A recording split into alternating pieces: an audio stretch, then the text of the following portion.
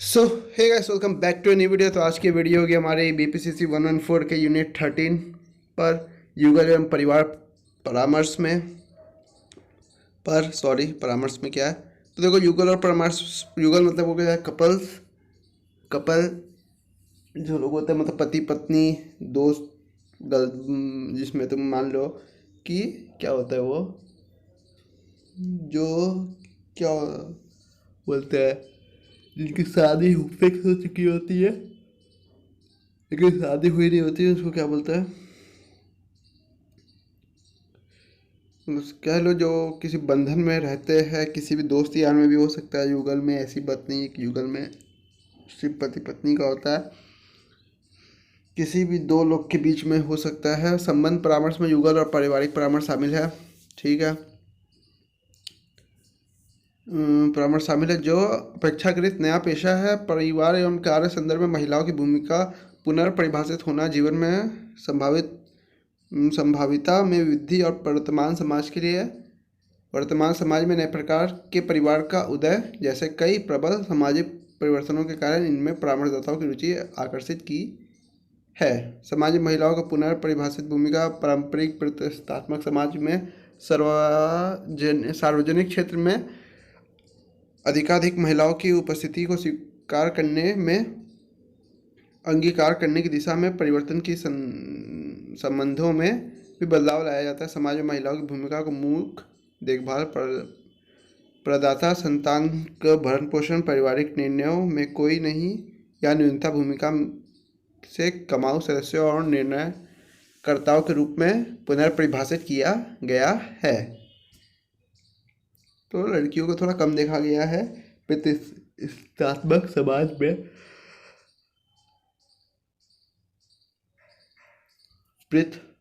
सत्तात्मक समाज में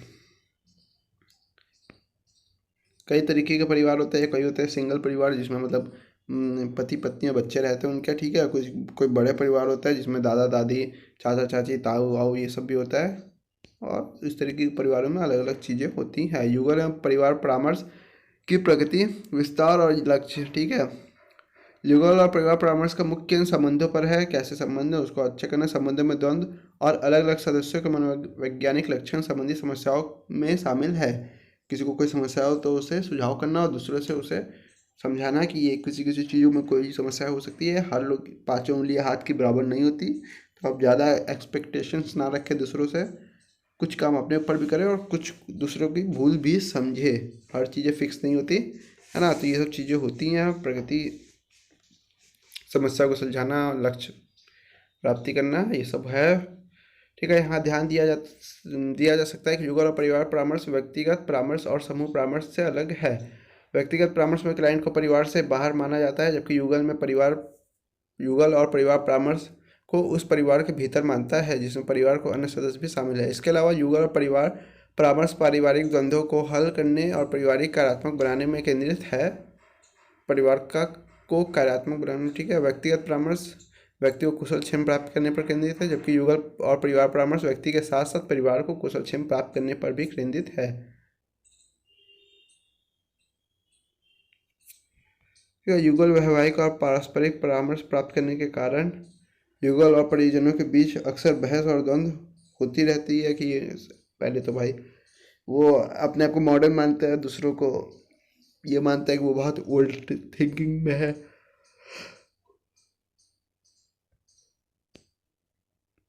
उभरते विचारों के साथ चलना, ऐसा रवैये जीवन यौन संबंधों में समस्या, विवाहेतर संबंधों में संबंधित मुद्दे, एक दूसरे के प्रति सम्मान और देखभाल की कमी और साझा गतिविधियां नहीं करना, शारीरिक शोषण, घरेलू हिंसा और सामाजिक शोषण सहित दुर्व्यवहारपूर्ण संबंध। तो युगल परामर्श के क्या लक्ष्य, उनकी समस्याओं पर चर्चा के लिए जोड़े को गोपनीय वातावरण प्रदान करना, दोनों भागीदारों को एक दूसरे से बात करने और सुनने का समान अवसर देना। ऐसी बात नहीं है कि एक ही को बोलने दिया जाए, दूसरे को शांत रखा जाए, अभी भी चुप रहो, ऐसा नहीं होता है। समान अवसर, द्वंद्व, नकारात्मक बातचीत, सांविधिक बोझ जैसे समस्याएं, क्षेत्रों को पहचानना कि कहाँ कौन किसके ऊपर समस्याएं डाल रहा है, चीज़ें थोप रहा है, और अपने विचार उसके ऊपर बांधने की कोशिश कर रहा है। ये सब चीज़ें समझने की बात होती है और छोटी मोटी और चीज़ें पढ़ लेना। परिवार परामर्श के लक्ष्य कि सब कुछ सही करके परिवार को एक दिशा में आगे बढ़ाना। आक्रामकता, माता पिता बच्चों को अभद्र व्यवहार, किसी परिजन द्वारा मादक पदार्थ का सेवन, घरेलू हिंसा आदि ये सब हल करना होता है। परिवार परामर्श के विशिष्ट लक्षण निम्नलिखित है। परिवार की संरचना और परिवार के भीतर गतिशीलता, जैसे परिजनों के बीच भेदभाव, सामंजस्य और अनुकूल क्षमता को समझना।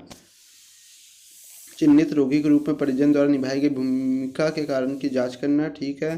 परिवार के भीतर उप समूह की पहचान करना और पारिवारिक द्वंद्वों को पैदा करने और बरकरार रखने में ऐसे समूहों द्वारा निभाई गई भूमिका की पहचान करना। जो लोग आग लगाते हैं उन लोगों को पहचानो। परिवार द्वारा नियोजित समस्या समाधान, व्यवहार और रणनीतियों की पहचान करना कि कहाँ कहाँ क्या क्या समस्या का समाधान हो सकता है और किस किस तरीके की रणनीतियाँ हो सकती है। परिवार के कल्याण और बेहतर कामकाज को प्रोत्साहित करने के लिए प्रभावी संप्रेषण और उपयुक्त समस्या समाधान तकनीक के बारे में जानकारी प्रदान करना।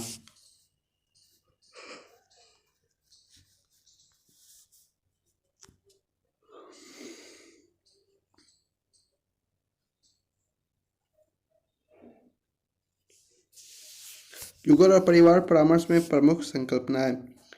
उभयोत्पाश, व्यक्ति को ऐसे दो संदेश, आमतौर पर एक शाब्दिक और दूसरा गैर शाब्दिक, देना जो दूसरे संबंधित लेकिन विरोधाभासी हो।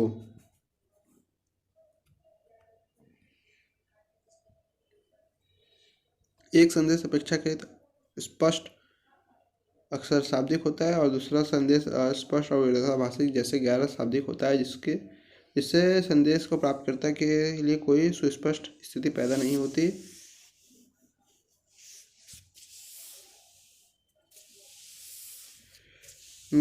उभयोत्पाश या डबल ब्लाइंड संदेश एक उत्कृष्ट उदाहरण एक माँ है जो अपने बेटे को कह सकती है, तुम मुझसे प्यार नहीं करते हो, तुम मेरी परवाह नहीं करते। जब बेटा उसके चारों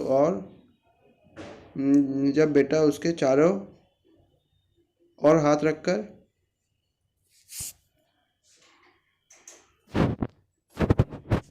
रखकर या उसे गले में लगाकर अपनी स्नेह दिखाने की कोशिश करता है तो माँ सख्त हो जाती है और कोई प्रतिक्रिया नहीं देती या उसका हाथ एक तरफ झटक देती है। उस पर विरोधाभासी संदेश बेटे को भ्रमित कर सकते हैं। वैवाहिक विच्छेदन, वैवाहिक विषमता ने अपने वैवाहिक कलेशों, दो प्रकार की वैवाहिक कलेशों नामक वैवाहिक विच्छेदन और वैवाहिक विषमता के बारे में रिपोर्ट किया। वैवाहिक विच्छेदन ऐसे परिवार में विकसित होता है जहां अभिभावक बच्चों की सहानुभूति और समर्थन पाने के लिए उनके सामने दूसरे अभिभावक का मूल्य कम आंकते हैं। वैवाहिक विषमता एक अभिभावक को दूसरे अभिभावक से समान व्यवहार को नकार देता है और इससे समान के रूप में नहीं ठहरने की कोशिश करता है। छद्म पारस्परिकता, कोई काम की नहीं है, हटा दो, तो कोई काम का है नहीं, कुछ आने की कोई चांसेस होगी तो एक क्वेश्चन आएगा, वो भी होगा पारिवारिक या युगल चिकित्सा से पारिवारिक जीवन के विकासात्मक मॉडल आने की चांसेस 0 है। पारिवारिक जीवन चक्र, जिस तरह व्यक्ति जीवन में विकास के चरणों से गुजरता है उसी तरह परिवार के विकास में कई चरण होते हैं।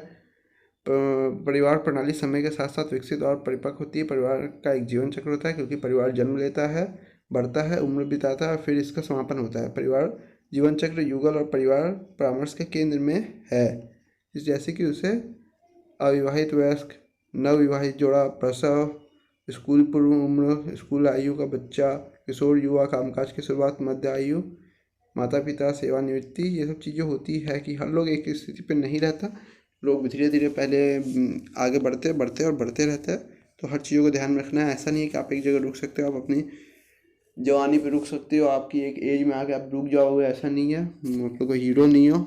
युगल और परिवार परामर्श में प्रयुक्त तकनीकें, व्यवहार विनिमय, प्रभावी संप्रेषण कौशल, ठीक है, सही तरीके से बात करने की मुख्य यही सब चीज़ें होती है, सही तरीके से बात करना और व्यवहारात्मक विनिमय। ये नहीं वो हंस रहा हो या वो रो रहा हो तो आप हंसो या आप उसको सुनो ना, ऐसा ना हो। पुनः संदर्भ समझना कि आप उसे एक बताओ कि प्रॉब्लम को हमने इस तरीके से देखा, क्या है प्रॉब्लम सही तरीके से देखी गई। समस्या समाधान कौशल विकसित करना, देखभाल और विकसित करना तो नहीं लिखा है वैसे, समस्या समाधान कौशल। भाई तुम्हारे पास होना भी तो चाहिए कि तुम कैसे उसकी समस्या हल करोगे, या कुछ भी बता कर भेज दोगे। देखभाल और प्रशंसा व्यक्त करना कि हाँ अपना देखभाल करो, प्रशंसा करो कि हाँ तुम सही कर रहे हो। परिवार मूर्तिकला, परिवार कोरियोग्राफी, परिवार तल योजना, परिवार फोटो, परिवार सदस्य बैठ के असंतुलन लाना। परिवार परामर्श, सैद्धांतिक उपागम और चिकित्सा। ठीक है, अपने लक्ष्यों को प्राप्त करने के लिए युगल और परिवार परामर्शदाता चिकित्सक अलग अलग बिंदुओं जैसे पृष्ठभूमि, संवेगों और समस्या समाधान सहित विभिन्न प्रकार के उपचार चुन सकते हैं। परिवार परामर्श और चिकित्सा संबंधी प्रमुख सैद्धांतिक प्रभावों को नीचे वर्णित किया गया है। सामान्य प्रणाली सिद्धांत द्वारा विकसित सामान्य प्रणाली सिद्धांत मनुष्य को जीवित प्रणाली के रूप में विभिन्न उप प्रणालियों और एक सामान्य वृहद प्रणाली के हिस्से के रूप में देखता है। व्यक्ति के भीतर अलग अलग उप प्रणालियाँ होती है, जैसे कोशिकाएं, ऊतक, रक्त प्रवाह प्रणाली, स्वर्ण प्रणाली आदि। प्रणाली सिद्धांत में मुख्य बल इस बात पर देता है कि मानव प्रणालियाँ सुभेद सीमाओं सहित उन्मुक्त है। पारिस्थितिकी तंत्र सिद्धांत कोई इम्पोर्टेंट नहीं है, हटाओ। मूर्य पूर्ण परिवार चिकित्सा कोई इम्पोर्टेंट नहीं है क्योंकि चीज़ें जो इम्पोर्टेंट नहीं है, उलझन विच्छेदन, सामूहिक विच्छेदन, जीनोग्राम परिवार की कई पीढ़ियों का ग्राफिक चित्रण है।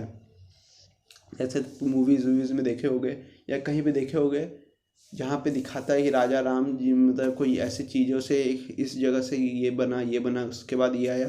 जैसे कि अकबर, बाबर, हुमायूं, है ना, हुमायूं बाद अकबर आया, नहीं हुमायूं के बाद बाबर आया, बाबर के बाद अकबर आया, अकबर के बाद सलीम आया, सलीम के बाद शाहजहाँ, उसके बाद औरंगजेब। ऐसे करते करते करते करते कितनी सारी उसकी पीढ़ियाँ थी और उसमें से कितने कितने लोग क्या क्या बन के निकले, है ना। उसमें इतने 3 बच्चे थे, उसमें ये आप बनाइए, ये ऐसे करते हुए वही होता है उसका ग्राफिक चित्रण। हो सकता है आगे चल के कभी ये पूछ लिया जाए फीमेल को कैसे दर्शाना है,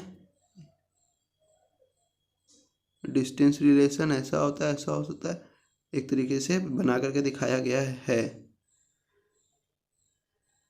प्रेगनेंसी को कैसे दिखाई गई, ये वो हैन तैन कई सारी चीज़ें दिखाई गई है।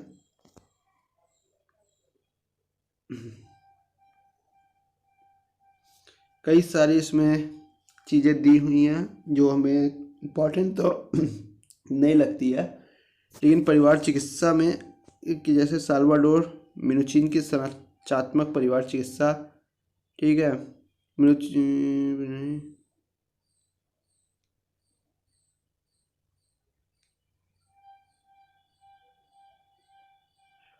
तो उनके अनुसार परिजनों के बीच संवाद परिवार की संरचना के भीतर मौजूद कठोरता और लचीलेपन का संकेतन है।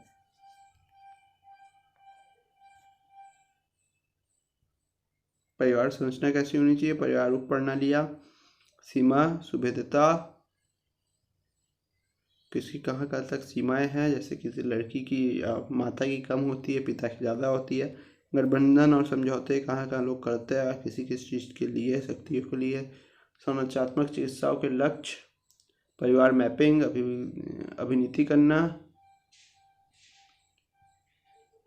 समायोजन और जुड़ना, ये सब है। संरचनात्मक चिकित्सा की तकनीकें, असंतुलन या चिकित्सा द्वारा कम शक्तिशाली परिजन जिनके विरुद्ध परिवार के अन्य सदस्यों द्वारा गठबंधन बनाया गया है। कई लोग होते हैं, 3-4 लोग मिल जाते हैं, एक लोग को परेशान किया जाता है या एक लोग के खिलाफ काम किया जाता है। तीव्र करना, चिकित्सीय माहौल में ऐसी मजबूत सामग्री अभिव्यक्तियों को प्रोत्साहित करना जिससे द्वंद्व तीव्र होता है। पुनर्फ्रेम करना, इसमें समस्या को अलग अलग परिप्रेक्ष्य के रूप में फिर से परिभाषित करना संदर्भित है। वर्जीनिया सातिर की रूपांतरण प्रणाली चिकित्सा कोई इम्पोर्टेंट नहीं है, छोड़ के आगे बढ़ जाओ।